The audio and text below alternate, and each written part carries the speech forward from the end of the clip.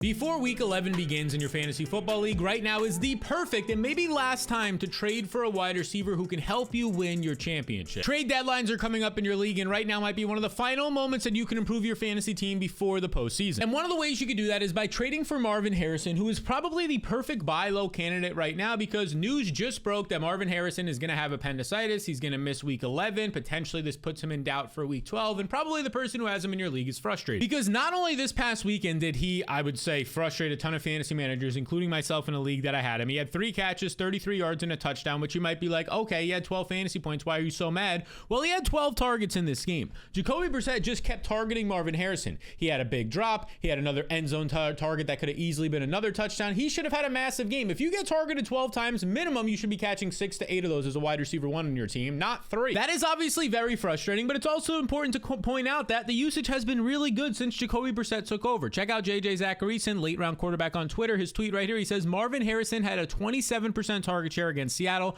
resulting in 12 targets, but he only caught 3 of them. He still had 14.3 points. He's now seen target shares of 35% and 27% over the last 2 games. Those are his 2 highest target shares of the season. So very quietly, even though this past week was somewhat disappointing based on what he should have had with that volume, he's having his best usage of the season and really of his career the last 2 weeks. And it's all coming at a time with Jacoby Brissett as his starting quarterback. Jacoby Brissett, who is leading this Cardinals offense to be more pass happy, right? Part of that is due to all these running back injuries. He's averaging 26 attempts per game, but this is kind of skewed based on the games that he came in just partially, because if you look at this, right, it's skewed by the fact that he only threw 1 pass in week 5. If you look at this, according to the player profile game logs, 44 attempts, 36, 31, and 44. He's really basically averaging right now like 38 pass attempts per game, something they weren't doing with Kyler Murray. Again, James Conner, Trey Benson hurt. That's going to be part of it, but also because Kyler Murray just wasn't good. The Kyler Murray offense was basically drop back, plays not there in your first, maybe second read, scramble a bunch, and have an off-script throw, but Jacoby Brissett is staying in the pocket and finding his top priority targets, which we love for fantasy. In this case, it's Trey McBride and Marvin Harrison. And you could basically just see when this changed. Like week 1, these are the Marvin Harrison game logs. He had 18 points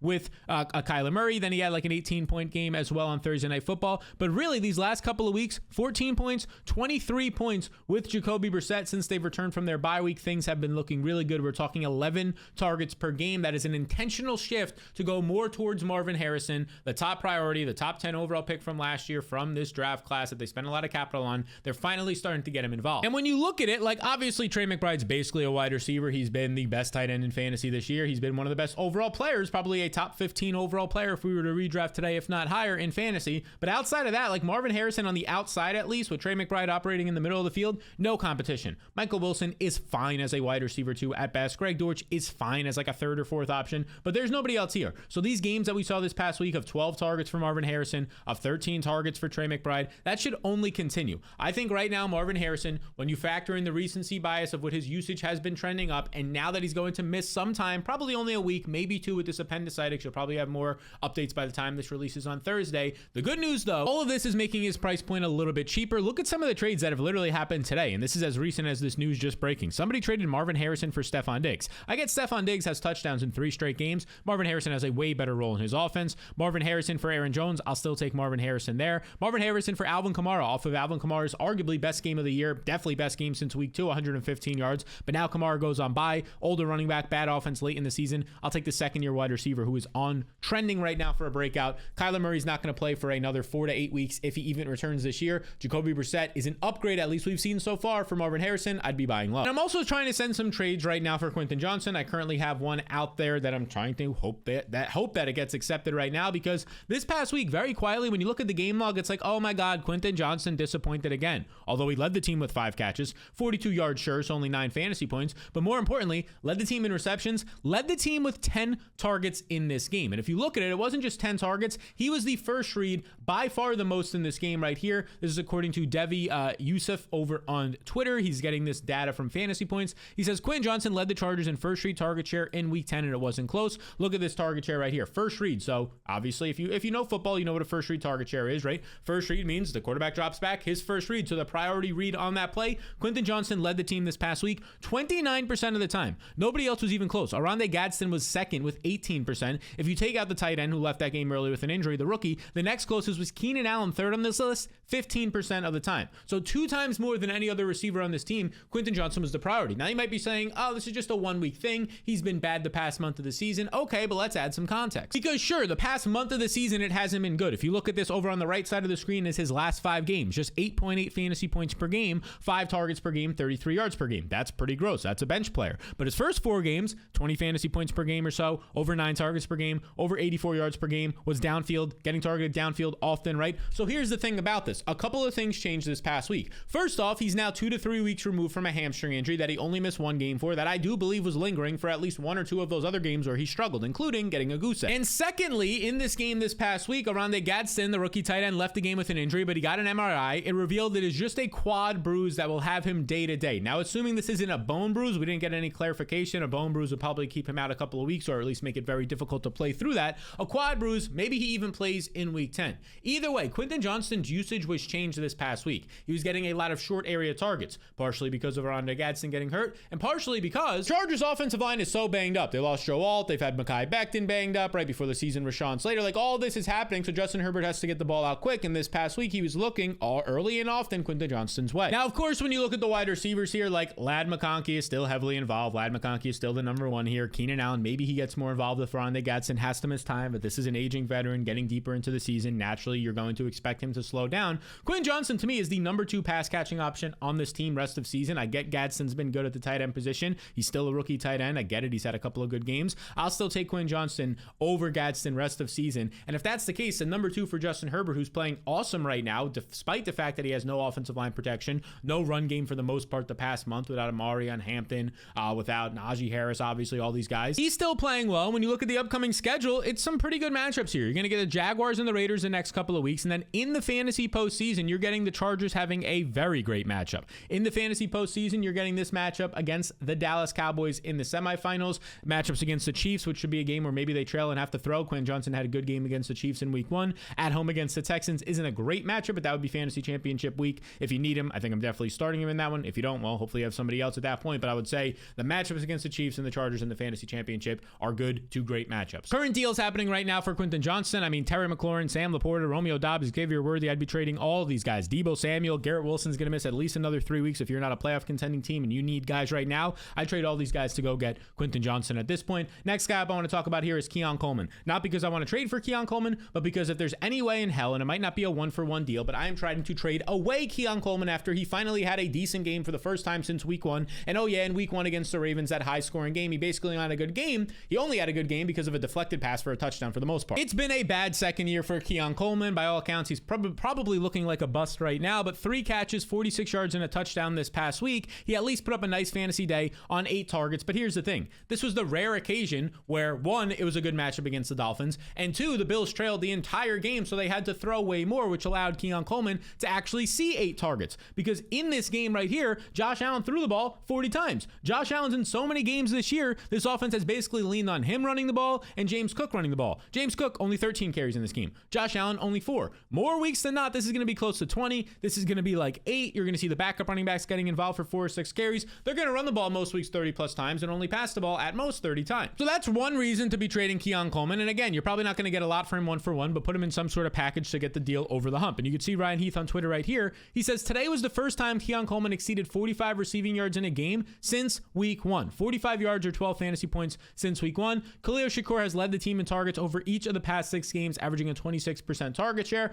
This offense right now, I get it, Dalton Kincaid's banged up, but that's not where Keon Coleman wins. He doesn't win in the middle of the field. If anything, that should only help Khalil Shakur more and Dawson Knox, the backup tight end, who will fill in here. You could see some of the 1-for-1 deals, although I've already mentioned the fact that I don't think a 1-for-1 deal is probably that viable here. But if you had to, Jacoby Myers, yeah, I'll take Jacoby Myers. Led the team in receiving in his first game with the Jaguars. Now Travis Hunter is done for the year. Also had a touchdown called back in that game. I'll take Kamani Vidal. If you just need a starter for 1 more week, you're going to get that this week in a solid matchup against the Dallas Cowboys. Check that, a solid matchup on the road against the Jacksonville Jaguars, not the Cowboys. Still a very good matchup. So I'd be trying to sell high is kind of like an overstatement, but just try and trade away Keon Coleman if you can. Now, before we get into the next player, I've got something for the people watching who actually watch football, because I've teamed up with DraftKings Pick 6 to give you more ways to win while watching the games. Here's what I mean. All you do is pick more or less on 2 or more player stats, whether it's passing yards, touchdowns, stuff like that. And if your picks hit, well, you win. It's simple. There's no complicated rules. It's basically just you calling how a player performs and getting rewarded when you're right. Now, here's the part that you need to know. New DraftKings customers play $5 or more and get $50 in Pick 6 credits instantly. So if you're new to DraftKings Pick 6, you literally just play $5 or more and they'll drop $50 in Pick 6 credits into your account. All you have to do now is download the DraftKings Pick 6 app now to get in on the action, and make sure you sign up using promo code SAL to take advantage of this offer. In partnership with DraftKings Pick 6, the crown is yours. Next up, let's talk about Jauan Jennings of the San Francisco 49ers, who is starting to hit his stride. He finally looks healthy off of these 5 broken ribs or whatever he had a month or so ago. This past week's Jauan Jennings, 6 catches, 71 yards, had a touchdown in this game, looked really good out there, got you nearly 20 fantasy points despite, yet again, for like the second game this year, having a fumble in this game. He's starting to finally look like himself. He's starting to look like the guy he was the end of last year when Brandon Ayuk was out, when Christian McCaffrey obviously wasn't playing with all his injuries, and Jennings was a top 24 wide receiver. As you can see from JJ Zacharyason's tweet right here, he says Jauan Jennings hasn't dipped below a 22% target share over his last 4 games. He saw a route participation rate of 90% on Sunday, his highest since week 7. This is all fantastic. It's also very much helping that even in a tough matchup this past week against the Rams, who arguably look like the best team in football right now, Mac Jones, again, the backup quarterback here, Brock Purdy maybe returns in a week or two, who knows? Mac Jones looked incredible. 33 of 39. He had an interception, but it was like a forced ball where he had to throw it. 3 touchdowns, 319 yards, 8.2 yards per attempt. Like, even in a game that was a really difficult matchup, Mac Jones continues to look great, which is raising the floor and ceiling of this entire offense for McCaffrey, for Kittle, and for Jauan Jennings. And if we look at it now very quickly, these are his fantasy points per game. Up here would be week 1. If we scroll over to it now, over the last 4 weeks of the season, things are starting to look good. Like, the fantasy totals didn't look good. 7 points, 8 points as he was coming back from those rib injuries, but he was earning 7 targets over these last 2 weeks. 14 points, 17 points. He's had a touchdown in each game. He's had 4 red zone targets in that span as well. He's looked really good. And again, this is an offense where the defense is completely banged up. The offense is going to have to stay on the field and probably throw in most situations when they're in close or trailing game scripts. When we look at some of the trades happening right now, RJ Harvey 1-for-1 for Jauan Jennings, I believe is a fair deal. Rashad White, I would definitely trade him, with Bucky Irving seeming like he's returning to practice. I think Jordan Addison I would trade for Jauan Jennings. I'd trade David Montgomery for Jauan Jennings. That's pretty close. It depends on your team needs at this point. But there's a lot of deals that we're seeing right now. These are the most recent deals the last 24 hours. Khalil Shakur, I would definitely trade for Jauan Jennings. We talked about Keon Coleman a second ago. Odds are you can't sell him high for Jauan Jennings, but maybe you package something together. Keon Coleman, Kamani Vidal, you only have 1 more week out of him to go get Jauan Jennings. All right, next up, let's talk about a heavy hitter. Justin Jefferson is in this video. I've also been sending some trades, including in the Flock League, to Danny himself, Danny Ladd, if you know, you know, for Justin Jefferson at this point, because here's the deal. A lot of people right now are frustrated about Justin Jefferson.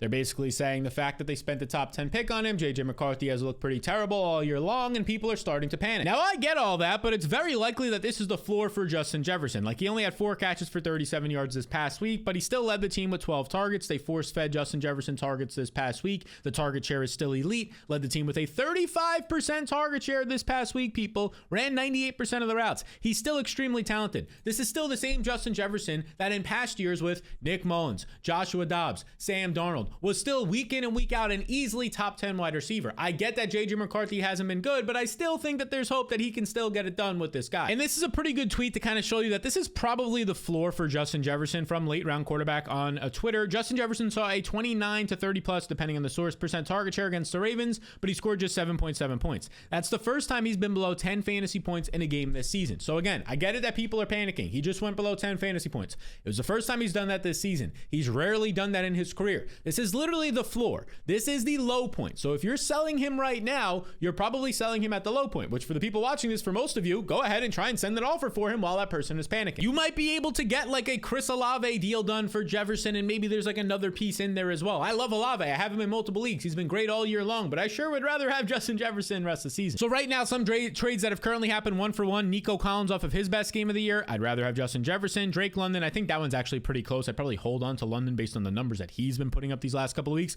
Breece Hall, give me Justin Jefferson. Ashton Genty, give me Justin Jefferson. Kyron Williams is a little bit closer. I'll still take Justin Jefferson. George Pickens is a good one. He's coming off of his bye. He's been good all season long. If you just look at like the fantasy points, like finishes right now, George Pickens still remains a top 10 wide receiver in total fantasy points this year. So obviously he's been great, but I'll still take Justin Jefferson. And speaking of George Pickens, this is a player that I actually would be trading for. Now, in that situation we just talked about, I would trade Pickens to get Justin Jefferson if I could, or some sort of deal there. But he's been really good despite CeeDee Lamb returning. The last time we saw George Pickens was before the bye in week 9. Yet again, another good game. 6 catches, 79 yards. He basically put up the same stats as CeeDee Lamb, who had 7 catches for 85 yards in that game. game, 9 targets in that game for George Pickens. He just continues to be this player who's winning on the outside, getting separation, has reliable hands, has been a red zone target, and Dak Prescott loves throwing to George Pickens. And oh yeah, when he does, it's been highly efficient. And here's the deal. I get that CeeDee Lamb is back, but we already have a sample these last couple of weeks of George Pickens still producing, and it's because of the fact that the Dallas Cowboys just keep throwing the ball. Let me show you right here. You can see pass attempts per game,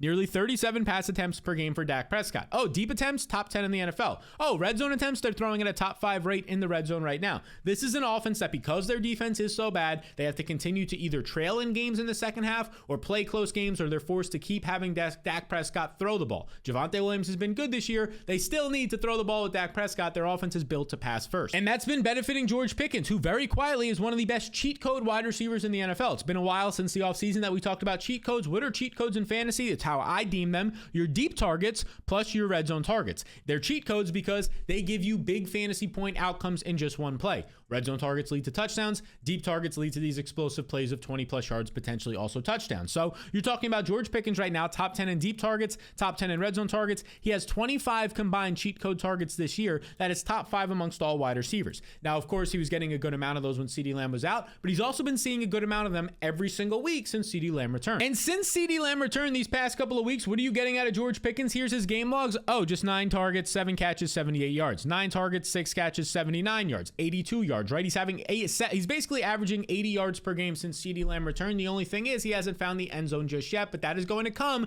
if Dak Prescott is going to keep throwing 37 times per game. And here's just a cool stat to think about. According to Jacob Gibbs, a great Twitter follow, he says the Jackson Smith and Jigba stuff is real and spectacular, but it's also pretty obvious. I want to talk about some less discussed level up players this year. George Pickens this season, if you look at it, look at this right here on this chart. This is in terms of first downs per route run. Number 1 is JSN. Number 2 is Puka Nacua. Number 3 is Amon-Ra St. Brown. You kind of expect that based on how the year is going. Number 5 on this list is George Pickens. He ranks top 5 in the NFL this year in his first down per route run percentage. That is ahead of CeeDee Lamb. And you're going to say CeeDee Lamb missed time. This is on a per game basis. It's your percentages. He's ahead of CeeDee Lamb. He's ahead of Justin Jefferson. He's ahead of Jamar Chase. He's ahead of all these guys, even Devontae Adams, who is having a great year. That's how good George Pickens has been this year. But since he's been on a bye week and also CeeDee Lamb's return, some of that steam when George Pickens was having multiple 30-plus point games with Lamb out, it's kind of cooled off a little bit. He's now coming out of the bye week, so recency bias, people forgot what he was doing before that. Perfect time to send the trade. Here's some one-for-one trade examples that have currently happened. Ashton Genty, I'd be dealing him immediately for George Pickens. Rico Dotto's pretty fair. Both those guys rest of season are probably around like a top 40 overall player, 3rd round picks if we were to redraft somewhere in there. That one's pretty fair. George Pickens for Derrick Henry, pretty fair. I'd rather have George Pickens though than Stephon Diggs, than Jaylen Warren. I'd rather have George Pickens than AJ Brown at this point. George Pickens is a really good player on an offense that is coming out of their bye week, getting healthier, and probably just going to continue to throw. Now in this video, we're talking about wide receivers, but if you want to see my number 1 trade target at every single position completely free, there's a link in the description below so you can get access to that document I put together for you. It'll show you my number 1 trade target at every position for this week, and I'll update it every single week moving forward. You can check it out with the link in the description below, or just by heading to topfantasytrades.com. That is topfantasytrades.com, and it will take you to this page if you're watching in the video version. Otherwise, audio listeners, topfantasytrades.com. Enter your email. Check your email in a couple of minutes. If you don't see it, check your spam or promotional folders. That document will be updated every single week for you, so you know the best trade targets at each position for every week. All right, next up, let's do one of my favorite things, targeting a player as they head into their bye week, and that's what's happening with Michael Pittman, and it's also happening with Michael Pittman off of arguably his worst game of the year. Probably is.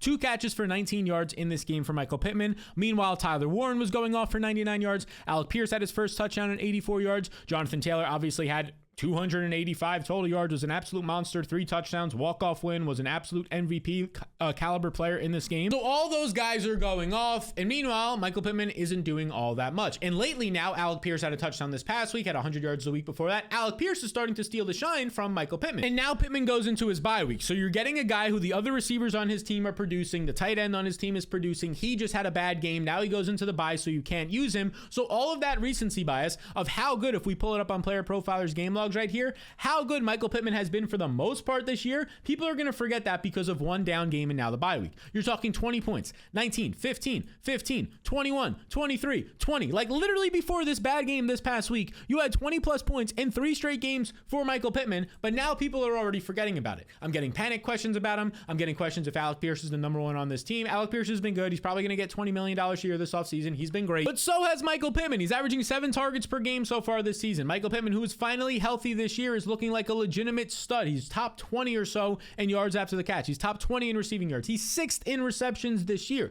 It is the perfect time to go out there and buy Michael Pittman while everybody is panicking, while everybody is looking at this right here. Alec Pierce over his last 4 games, 35 targets. Michael Pittman over his last 4 games, 32 targets. Like, sure, Alec Pierce has had more targets during that time, but 32 targets in a 4-game span is still really good. That's 8 targets per game for Michael Pittman. And oh yeah, he's mostly been producing on those. He's mostly been Daniel Jones' favorite target this year, especially in the red zone. And this is an offense that can sustain obviously multiple weapons. You just look at Tyler Warren, Pittman, Pierce, Jonathan Taylor, even Josh Downs has had double-digit fantasy points in 4 out of his last 5 games. The number 1 offense in the league in points per game, in yards per game, almost 400 yards per game. Pittman is somebody I want to be trading for as he enters his bye week. Look at some of these 1-for-1 deals. Zach Charbonnet, Dallas Goedert, Jake Ferguson, Stephon Diggs. I'd rather have Michael Pittman at this point. Tej Johnson, give me Michael Pittman. Jordan Addison, Kyle Monangai, give me Michael Pittman. It is the perfect time. I love trading for a player after he had a bad game heading into his bye week, because all the recency bias is this guy's not going to help me next week. He didn't just help me this past week. I can try and trade him now. Now, the next guy I want to talk about is Jerry Jeudy of the Cleveland Browns, and I'm not talking about it because I want you to trade for him. I'm talking about it because this is the perfect time to exit if there was ever a time. Some of you probably had to drop Jerry Jeudy.